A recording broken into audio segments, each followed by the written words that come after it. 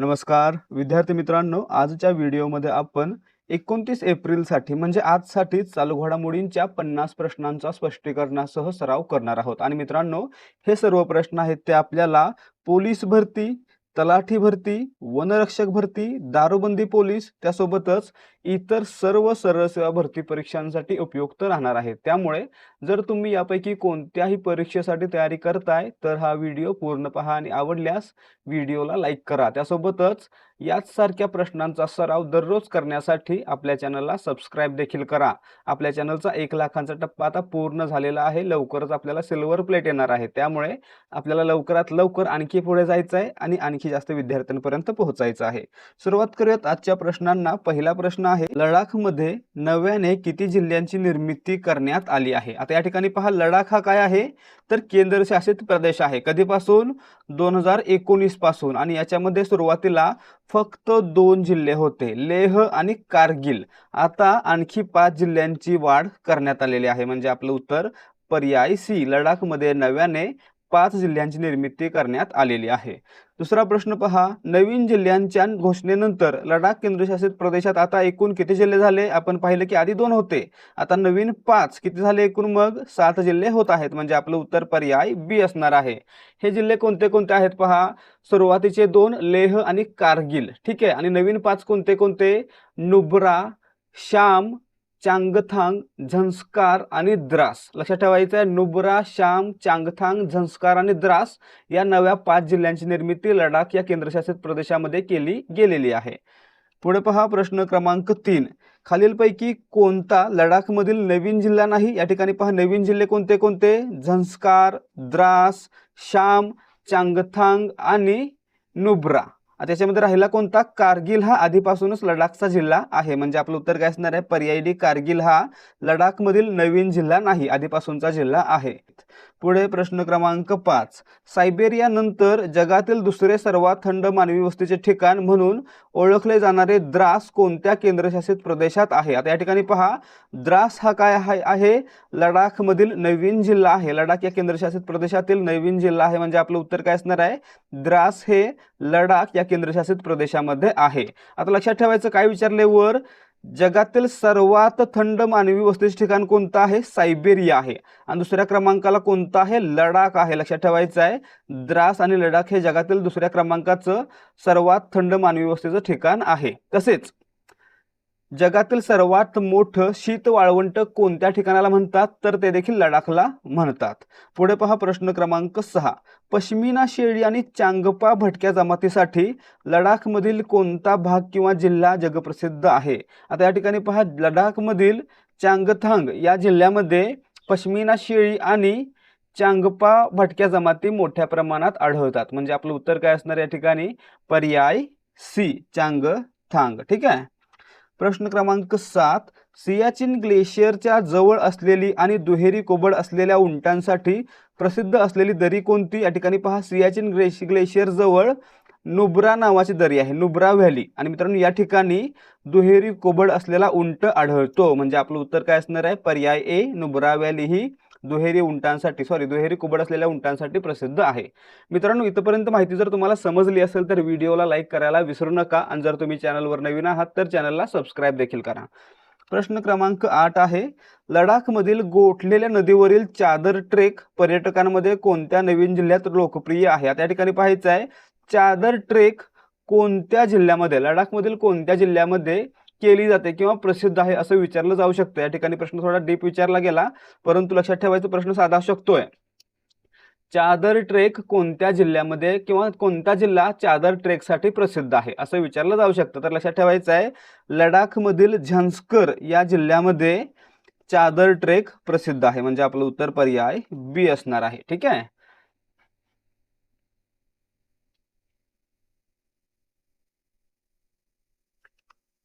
प्रश्न क्रमांक 9, लडाखची स्वतंत्र केंद्रशासित प्रदेश म्हणून स्थापना कधी झाली? आता या ठिकाणी पाहायचं आहे 2019 मध्ये। कधी? तर 31 ऑक्टोबर 2019 रोजी लडाखची स्वतंत्र केंद्रशासित प्रदेश म्हणून स्थापना करण्यात आली। म्हणजे काय झालं, जम्मू काश्मीरचं विभाजन झालं आणि लडाख आणि जम्मू काश्मीर असे दोन केंद्रशासित प्रदेश तयार झाले. म्हणजे आपलं उत्तर या ठिकाणी पर्याय बी असणार आहे. लडाखची स्वतंत्र केंद्रशासित प्रदेश म्हणून स्थापना आहे ती 31 ऑक्टोबर 2019 रोजी जम्मू काश्मीर पुनर्रचना कायद्यानुसार करण्यात आलेली होती. ठीक आहे. आता मित्रांनो 31 ऑक्टोबर दिवस का महत्वाचा होता? कारण हा आपण भारतामध्ये सरदार वल्लभभाई पटेल यांची जयंती तसेच एकता दिवस म्हणून साजरा करतो आणि मित्रांनो यासाठीच हा निर्णय घेऊन या दिवशी त्याचं विभाजन करण्यात आलेलं होतं. पुढे प्रश्न क्रमांक 10. 129 वर्षांचा वारसा असलेल्या गोदरेज समूहाने आपला नवीन लोगो अनावरित केलेला आहे. या ठिकाणी पहा गोदरेज समूह म्हणजे गोदरेज इंडस्ट्रीजने आपला GI असा नवीन लोगो प्रकाशित केलेला आहे किंवा अनावरित केलेला आहे. म्हणजे आपलं उत्तर पर्याय बी. हा प्रश्न इतका महत्त्वाचा नाहीये, पुढचा महत्त्वाचा असेल. ठीक आहे. पुढे पहा प्रश्न क्रमांक 11. गोदरेज समूहाने 2026 पर्यंत किती रुपयांच्या व्हॅल्युएशनचे उद्दिष्ट ठेवले आहे? या ठिकाणी पाहायचं आहे गोदरेज समूहाला 2026 पर्यंत 5 लाख कोटी रुपये इतकं व्हॅल्युएशन करून घ्यायचं आहे. म्हणजे आपलं उत्तर काय असणार आहे? पर्याय सी 5 लाख कोटी. प्रश्न क्रमांक 12 पहा. दरवर्षी आंतरराष्ट्रीय चेर्नोबिल आपत्ती स्मरण दिन कधी पाळला जातो? आता या ठिकाणी पहा चेर्नोबिल दुर्घटना कुठे घडली होती? तर युक्रेनमधील चेर्नोबिल या ठिकाणी अणुभट्टी क्रमांक 4 मध्ये स्फोट झालेला होता, दुर्घटना झालेली होती आणि याचं जे ढग होतं ते संपूर्ण जगभर पसरलेलं होतं. आणि मित्रांनो यामुळेच दरवर्षी 26 एप्रिल हा दिवस आंतरराष्ट्रीय चेर्नोबिल आपत्ती स्मरण दिन म्हणून साजरा केला जातो. म्हणजे आपलं उत्तर काय असणार आहे? पर्याय सी 26 एप्रिल. आता ही घटना कधी घडली होती? पुढच्या प्रश्नामध्ये आपण पाहू शकतो. प्रश्न क्रमांक 13. मानवी इतिहासातील सर्वात विनाशकारी दुर्घटना चेर्नोबिल आपत्ती कोणत्या वर्षी घडली होती? आता या ठिकाणी पहा चेर्नोबिल दुर्घटना आहे ती 26 एप्रिल 1986 ला घडली होती. 26 एप्रिल 1986. म्हणजे आपलं उत्तर असणार आहे पर्याय सी. आणि मित्रांनो यामुळेच 2016 पासून 26 एप्रिल हा दिवस आहे तो आंतरराष्ट्रीय चेर्नोबिल आपत्ती स्मरण दिवस म्हणून पाळला जातो. ठीक आहे. पुढे पहा प्रश्न क्रमांक 26. 2026 मध्ये चेर्नोबिल अणुदुर्घटनेला किती वर्षे पूर्ण झाली? आता 1986 ला झाली होती म्हणजे 2026 ला 40 वर्षे पूर्ण झालेले आहेत. म्हणजे पर्याय सी आपलं उत्तर आहे. प्रश्न क्रमांक 15. राज्यातील युवकांना कौशल्य प्रशिक्षण, रोजगार आणि उद्योजकता मार्गदर्शन देण्यासाठी महाराष्ट्रात कोणता चॅटबॉट लॉन्च करण्यात आला आहे? या ठिकाणी पहा महाराष्ट्रानं महाचतुर AI चॅटबॉट लॉन्च केलेला आहे. म्हणजे आपलं उत्तर पर्याय बी. उद्दिष्ट काय आहे? राज्यातील युवकांना कौशल्य प्रशिक्षण, रोजगार आणि उद्योजकता मार्गदर्शन करणं. पुढे पहा प्रश्न क्रमांक 16 आहे. महाचतुर AI चॅटबॉटचे लोकार्पण कोणाच्या हस्ते करण्यात आले? लोकार्पण आहे ते मुख्यमंत्री देवेंद्र फडणवीस यांच्या हस्ते करण्यात आलेलं आहे. म्हणजे आपलं उत्तर या ठिकाणी देखील पर्याय सी असणार आहे. ठीक आहे. पुढे प्रश्न क्रमांक 17. महाचतुर AI चॅटबॉटद्वारे उमेदवारांची नोंदणी किती वेळात पूर्ण होण्याचा दावा करण्यात आलेला आहे? महाचतुर AI चॅटबॉटद्वारे उमेदवारांची नोंदणी आहे ती अवघ्या 15 मिनिटांमध्ये पूर्ण होईल आणि 15 मिनिटांनंतर ते उमेदवारांना नोकरी संबंधी किंवा त्यांच्या पात्रतेनुसार विविध संधींची उपलब्धता करून देऊ शकतं. म्हणजे पर्याय सी आपलं उत्तर आहे 15 मिनिटांमध्ये नोंदणी होऊ शकते.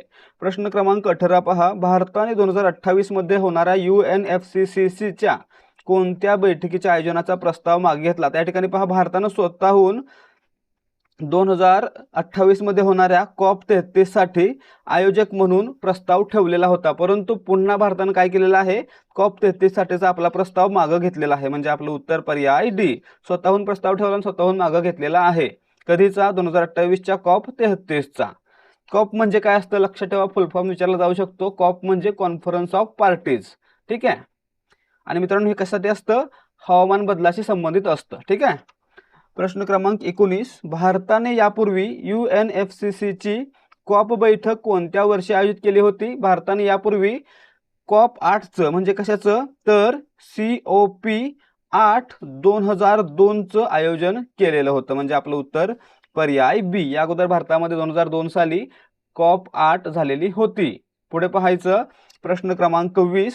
भारताने माघार घेतल्यामुळे आता 2028 ची COP33 बैठक आशिया पॅसिफिक गटातून कोणत्या देशात होण्याची शक्यता आहे? आता या ठिकाणी पहा, भारतानं माघार घेतली, त्यामुळे आता ही बैठक आहे ती दक्षिण कोरिया या देशामध्ये होऊ शकणार आहे. म्हणजे आपलं उत्तर पर्याय बी असेल.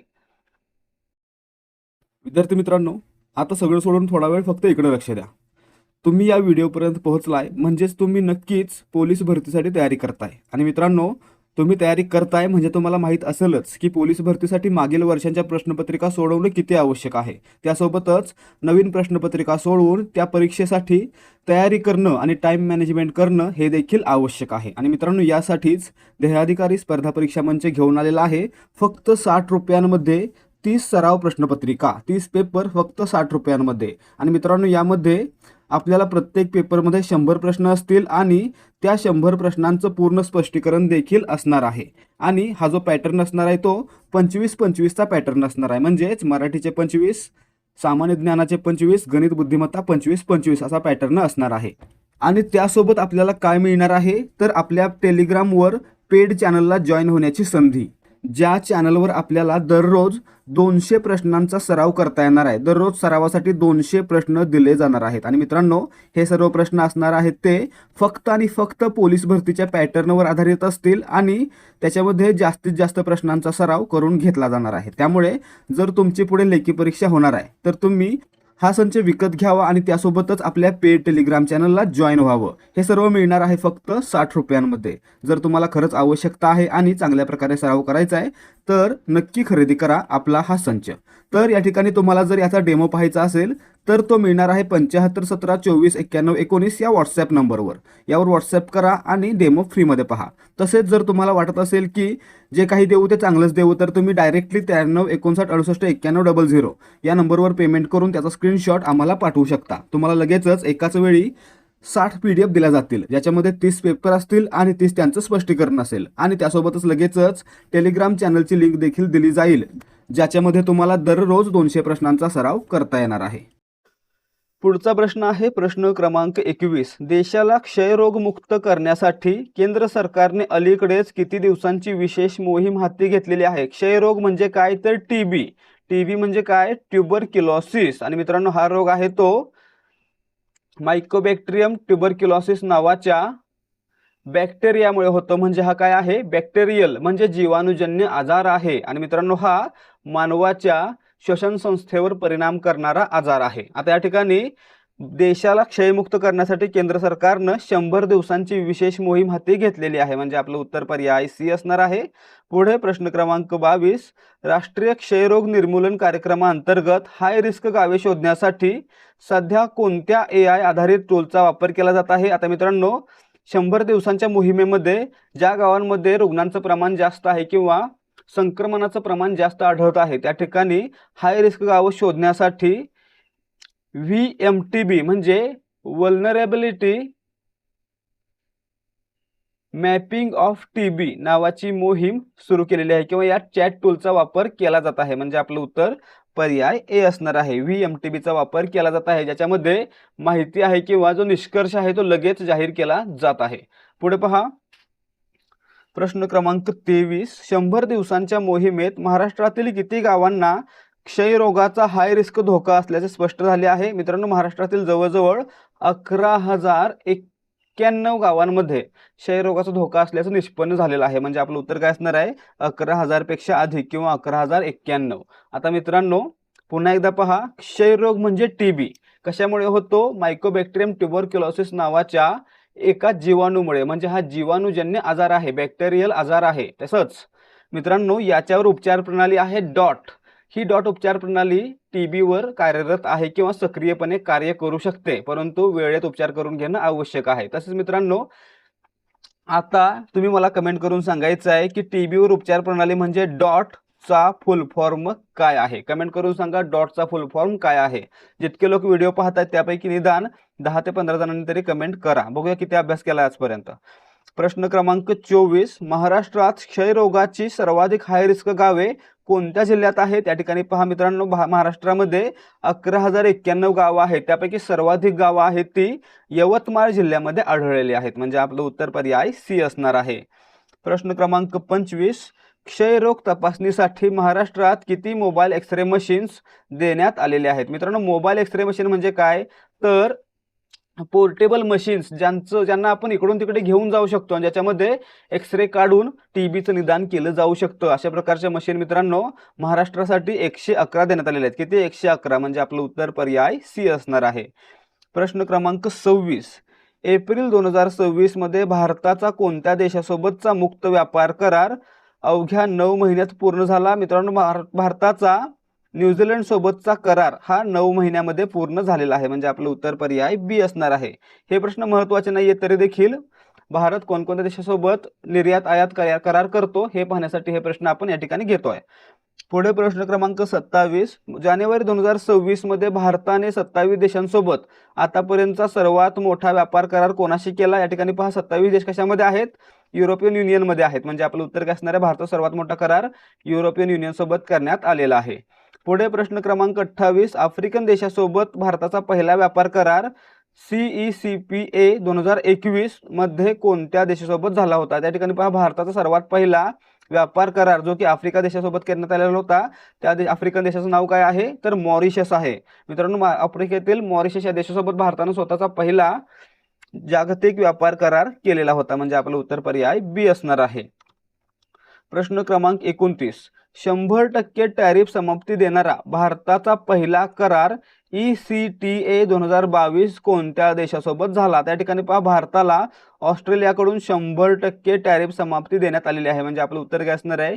ECTA 2022 आहे, तो भारताने ऑस्ट्रेलिया यांच्या दरम्यान झालेला होता.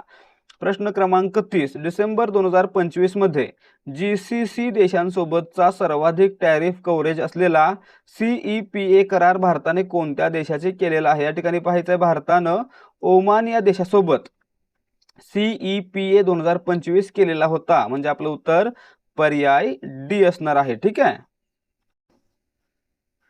पुढे पहा प्रश्न क्रमांक 31. नूरी, बाजार, बरसात यांसारख्या चित्रपटातून प्रसिद्ध झालेले ज्येष्ठ अभिनेते भरत कपूर यांचे नुकतेच निधन झाले, त्यांचे वय किती होते? आता या ठिकाणी पहा, भरत कपूर यांचं वयाच्या 80व्या वर्षी निधन झालेलं आहे. त्यांनी नूरी, बाजार, बरसात यासारख्या चित्रपटांमध्ये काम केलेलं आहे, म्हणजे आपलं उत्तर पर्याय बी. आता मित्रांनो, पुढचा प्रश्न पहा. दिवंगत अभिनेते भरत कपूर हे मुख्यत्वे कोणत्या प्रकारच्या भूमिकांसाठी प्रसिद्ध होते? तर मित्रांनो, मुख्यत्वे हे निगेटिव्ह भूमिका करायचे, म्हणजे विलनची भूमिका करायची आहे, म्हणजे आपलं उत्तर असणार आहे पर्याय बी, निगेटिव्ह आणि सपोर्टिंग.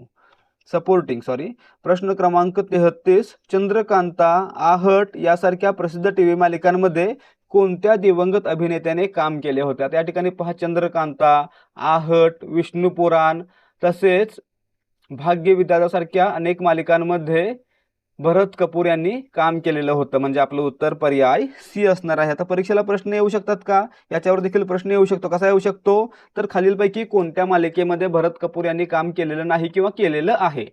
पर्याय 3 असतील, चौथा वेगळा असेल, किंवा पर्याय 3 असेल आणि चौथा असेल वरीलपैकी सर्व, अशा प्रकारचे प्रश्न येतात देखील. त्यामुळे कोणत्याही प्रश्नाला दुर्लक्ष करू नका. आलेले देखील आहेत. आणि मित्रांनो, यावर्षी आशा भोसले तसेच भरत कपूर यांच्यासारख्या अभिनेता आणि कलाकारांवर प्रश्न येऊ शकतात. प्रश्न क्रमांक 34. कृषी क्षेत्रातील उल्लेखनीय कार्याबद्दल कोणत्या महामंडळाला तिफन कृषी गौरव पुरस्कार 2025 अंतर्गत विशेष दखल पुरस्कार प्रदान करण्यात आला? त्या ठिकाणी पहा, तिफन कृषी गौरव पुरस्कार 2025 अंतर्गत महाराष्ट्र सहकार विकास महामंडळाला विशेष दखल पुरस्कार देऊन गौरवण्यात आलेला आहे, म्हणजे आपलं उत्तर असणार आहे पर्याय बी, विशेष दखल पुरस्कार तिफन कृषी गौरव 2025 कोणाला देण्यात आला? तर महाराष्ट्र सहकार विकास महामंडळ, म्हणजे काय? MCDC. लक्षात ठेवा, MCDC. ठीक आहे. पुढे प्रश्न क्रमांक 35 आहे. महाराष्ट्र सहकार विकास महामंडळाला टिफन कृषी गौरव पुरस्कार 2025, टिफन म्हणा किंवा तिफन म्हणा, हा पुरस्कार कोणाच्या हस्ते प्रदान करण्यात आला? तर तिफन पुरस्कार आहे तो महाराष्ट्र सहकार विकास महामंडळाला राज्याचे कृषी मंत्री दत्तात्रय भरणे यांच्या हस्ते देण्यात आला, म्हणजे आपलं उत्तर पर्याय सी असणार आहे. प्रश्न क्रमांक 36. भारतातील सर्वात मोठी औषध कंपनी सन फार्मा कोणत्या अमेरिकन कंपनीला खरेदी करणार आहे? या ठिकाणी पहा, सन फार्मा आहे ती अमेरिकेतील ऑर्गेनॉन नावाच्या कंपनीला खरेदी करणार आहे, म्हणजे आपलं उत्तर पर्याय सी. किंमत किती असणार आहे? पुढच्या प्रश्नामध्ये पाहणार आहोत. प्रश्न क्रमांक 37, सन फार्मा आणि ऑर्गेनॉन मधील ऐतिहासिक खरेदी व्यवहार किती रुपयांत ठरला आहे? या ठिकाणी पहा, सन फार्मा आणि ऑर्गेनॉन यांच्यामधील ऐतिहासिक खरेदी व्यवहार आहे तो 1.10 लाख कोटी रुपयांना ठरलेला आहे. म्हणजे आपलं उत्तर या ठिकाणी पर्याय सी. प्रश्न क्रमांक 38, ऑर्गेनॉनच्या अधिग्रहणानंतर सन फार्मा ही बायोसिमिलर्स म्हणजे जैविक औषधे क्षेत्रात जगातील कितवी सर्वात मोठी कंपनी बनेल? या ठिकाणी पहा, सन फार्मा ही कंपनी जैविक औषधी क्षेत्रामध्ये 7व्या क्रमांकाला जाऊन पोहोचणार आहे. कधी पोहोचणार आहे? जेव्हा ऑर्गेनॉनला ती खरेदी करेल. म्हणजे आपलं उत्तर पर्याय सी. पुढचा महत्त्वाचा प्रश्न आहे, 1.10 लाख कोटींचा व्यवहार करणारी सन फार्मा या औषध कंपनीचे संस्थापक कोण आहेत? आता या ठिकाणी सुरुवातीचा पाठ लक्षात ठेवू नका. हा व्यवहार अजून व्हायचा आहे आणि झाला तर यावर प्रश्न येईल असं वाटत नाही, परंतु प्रश्न येऊ शकतो की सन फार्मा या औषध कंपनीचे संस्थापक कोण आहेत? तर लक्षात ठेवायचं, दिलीप संघवी यांनी 1983 मध्ये या कंपनीची स्थापना केलेली होती. म्हणजे आपलं उत्तर पर्याय बी, दिलीप संघवी. प्रश्न क्रमांक 40, सन फार्मा आणि ऑर्गेनॉन यांच्यातील 1.10 लाख कोटींचा व्यवहार कोणत्या वर्षापर्यंत पूर्ण होण्याची शक्यता आहे? 2027 पर्यंत हा व्यवहार पूर्ण होऊ शकतो. प्रश्न क्रमांक 41, कामाच्या ठिकाणी सुरक्षितता आणि आरोग्यासाठी जागतिक दिवस कधी साजरा केला जातो? या ठिकाणी पाहायचं आहे, आंतरराष्ट्रीय कामगार संघटना म्हणजे ILO कडून दरवर्षी 28 एप्रिल हा दिवस कामाच्या ठिकाणी सुरक्षितता आणि आरोग्यासाठी जागतिक दिवस म्हणून साजरा केला जातो. म्हणजे आपलं उत्तर पर्याय सी, 28 एप्रिल. कोणाकडून? ILO म्हणजे जागतिक कामगार संघटनेकडून.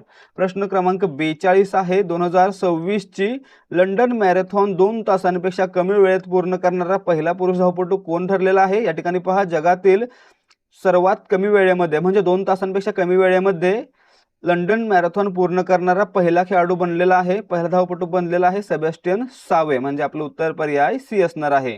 सावे असेल किंवा सेव असेल, आपण या ठिकाणी काय करतोय, स्पेलिंग नुसार घेतोय, कारण आपल्याकडे हा प्रश्न इंग्लिशमध्ये आलेला होता. ठीक आहे. पुढे प्रश्न क्रमांक 43, लंडन मॅरेथॉन जिंकणारा आणि नवा विक्रम प्रस्थापित करणारा सेबॅस्टियन सावे कोणत्या देशाचा धावपटू आहे? सेबॅस्टियन सावे हा केनियाचा आहे. लक्षात ठेवायचं आहे, लंडन मॅरेथॉनमध्ये 2 तासांपेक्षा कमी वेळामध्ये मॅरेथॉन पूर्ण करणारा जगातील पहिला धावपटू आहे सेबॅस्टियन सावे आणि मित्रांनो तो केनिया या देशाचा आहे.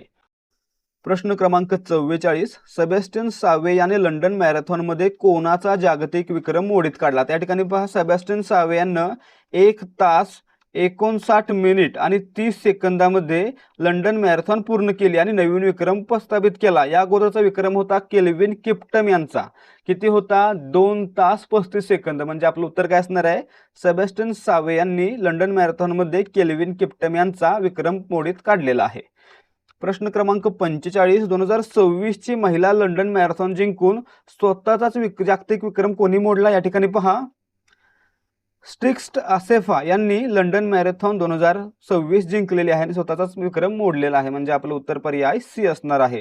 प्रश्न क्रमांक 46, महिला लंडन मॅरेथॉन विजेती स्टिक्स्ट आसेफा ही कोणत्या देशाची धावपटू आहे? या ठिकाणी पहा, नाव अवघड आहे. टिक्स्ट आसेफा ही इथिओपिया या देशाची धावपटू आहे. म्हणजे पर्याय सी आपलं उत्तर असणार आहे. पुढे प्रश्न क्रमांक 47, लडाखमध्ये 5 नवीन जिल्ह्यांच्या निर्मितीला केंद्रीय गृह मंत्रालयाने कोणत्या महिन्यात मंजुरी दिली होती? तर या ठिकाणी पहा, ऑगस्ट 2024 मध्ये 5 नवीन जिल्ह्यांच्या निर्मितीला मंजुरी देण्यात आली होती आणि 2026 मध्ये 5 जिल्हे निर्माण झालेले आहेत. म्हणजे आपलं उत्तर पर्याय सी असणार आहे.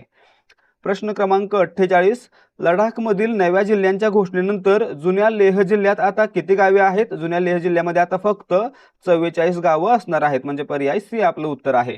प्रश्न क्रमांक 49, लडाखला पूर्ण राज्याचा दर्जा मिळावा आणि कोणत्या अनुसूचीमध्ये समावेश करण्यात यावा यासाठी लेह शिखर परिषद पाठपुरावा करत आहे? आता या ठिकाणी पहा, ईशान्येकडील आसाम, मिझोरम या राज्यांप्रमाणेच मणिपूरचा समावेश देखील 6व्या अनुसूचीमध्ये करण्यात यावा, जेणेकरून या ठिकाणी आदिवासी जमातींना आणि तेथील असलेल्या जुन्या निवासींना एक विशेष अधिकार प्रदान करण्यात यावा, यासाठी याचा समावेश 6व्या अनुसूचीमध्ये केला जावा म्हणून लेह शिखर परिषद पाठपुरावा करत आहे. म्हणजे आपलं उत्तर पर्याय बी असणार आहे.